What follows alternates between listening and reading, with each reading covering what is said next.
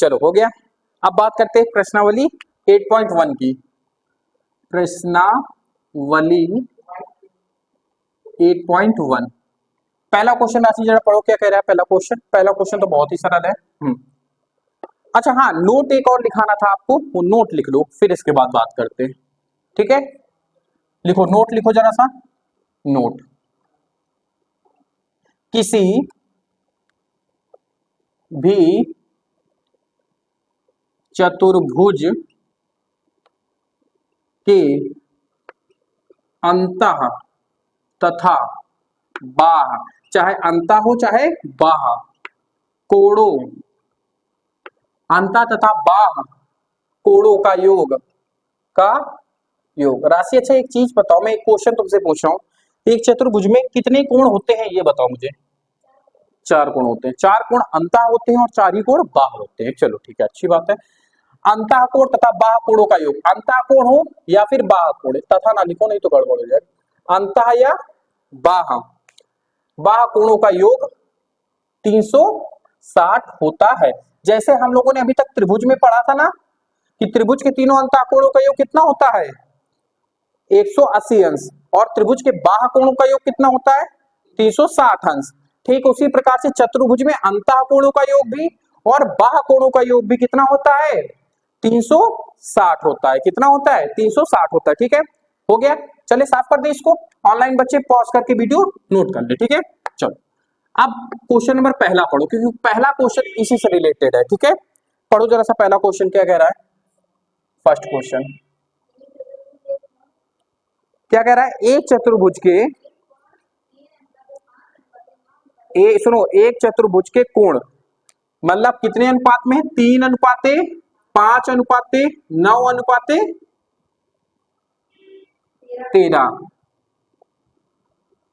ये इनके 4 कोण है, ये पहला कोण ले लो, ये इसका दूसरा कोण ले लो, ये तीसरा कोण ले लो और ये चौथा कोण ले लो।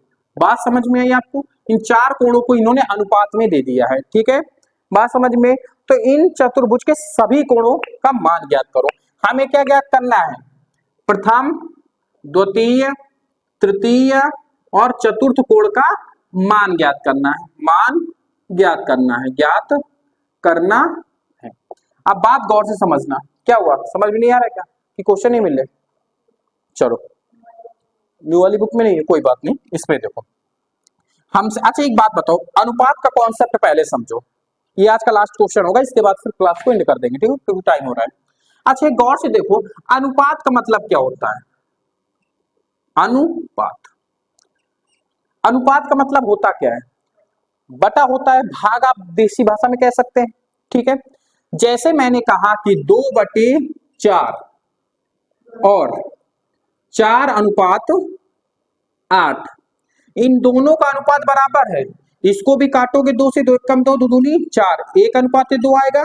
इसको भी काटोगे 4 एकम 4, 4 दूनी 8, 1:2, ये भी आएगा, बराबर आया। लेकिन हमने दोनों की वैल्यू अलग अलग लिया था कि नहीं लिया था, नहीं समझ में आया, अभी आ गया ना। तो हम क्या कह सकते हैं इसमें कि जो, अब देखो इसी को पकड़ते हैं, 2/4 और 4/8। जब हमें इसको इसमें कन्वर्ट करना पड़ता है तो 2 से गुणा करा देते ही नहीं करा देते। देखो 2 दूनी 4, 4 दूनी 8, मतलब किसी फिक्स संख्या से गुणा कराने के बाद ही तो उसका अनुपात चेंज होता है।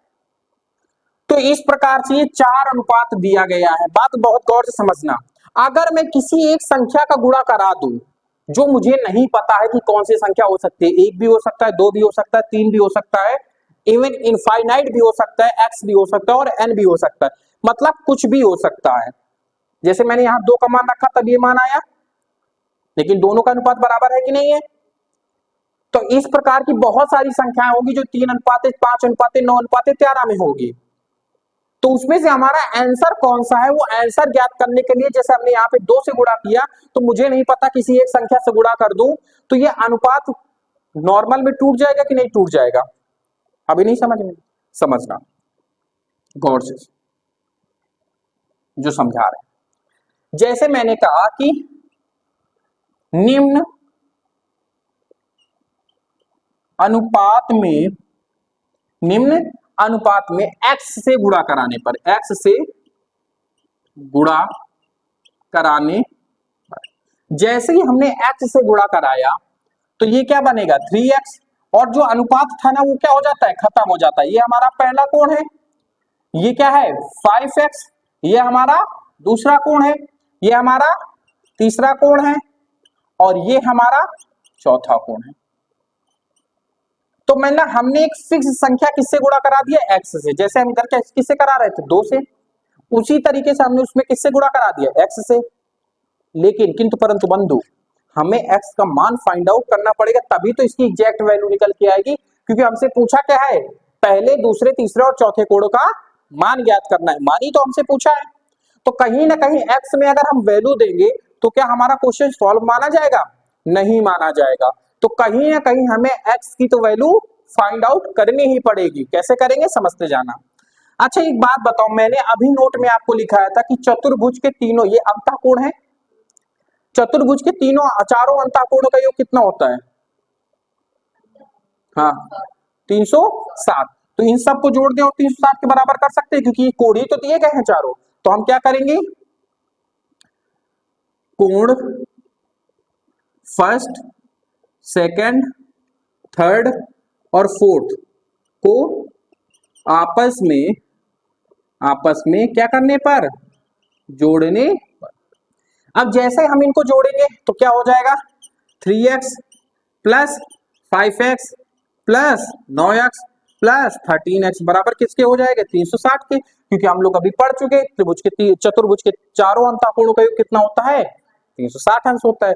जोड़ लो इनको, 5 3 8x, 9 8 17x, 17 और 13 30 अंश,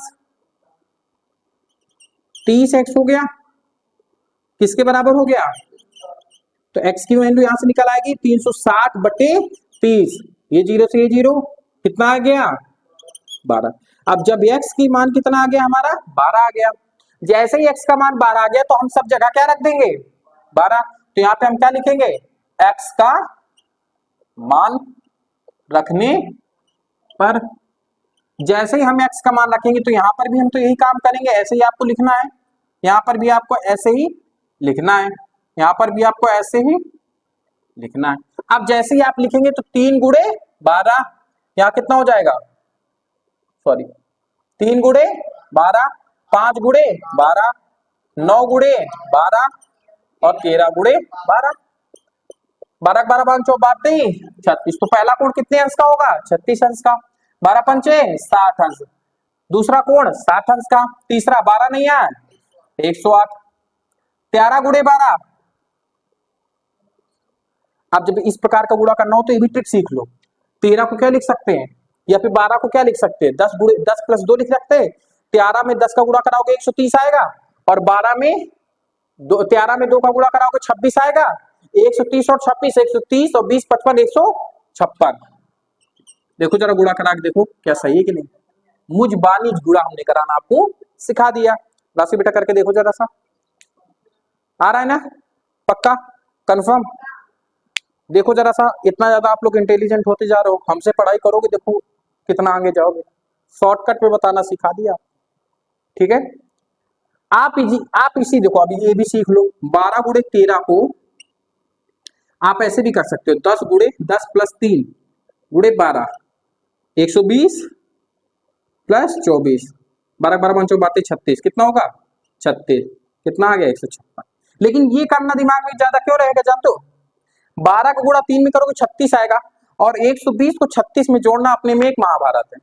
और अगर आपने यही किया 13 गुणे 10 प्लस 2 तो 130 प्लस 26, आराम से जोड़ लोगे। 30 और 20 जोड़ दो, कितना हो गया 150, और 6 और जोड़ दो 156, तो 156। तो कैलकुलेशन भी आपकी फास्ट होती जाएगी धीरे धीरे। मैं बताता रहूंगा ट्रिक कैसे यूज करते हैं। आज की क्लास को यहीं पे एंड करते हैं, बाकी बातें करते हैं नेक्स्ट क्लास में कल। आज काफी टाइम हो गया, अंधेला भी हो गया, और अक्षय को तेंदुली जानना है तो टाइम काफी हो गया, ठीक है। तो आज की क्लास को यहीं पे एंड करते हैं। ऑनलाइन बच्चे बार बार देखते रहेंगे, मजाक से हटके। आपको अगर क्लास कैसी लगी फीडबैक जरूर दीजिएगा कमेंट बॉक्स में, वीडियो को लाइक करिएगा, चैनल को सब्सक्राइब करिएगा। बाकी बातें करते हैं नेक्स्ट क्लास में। धन्यवाद हमारे साथ बने रहने के लिए।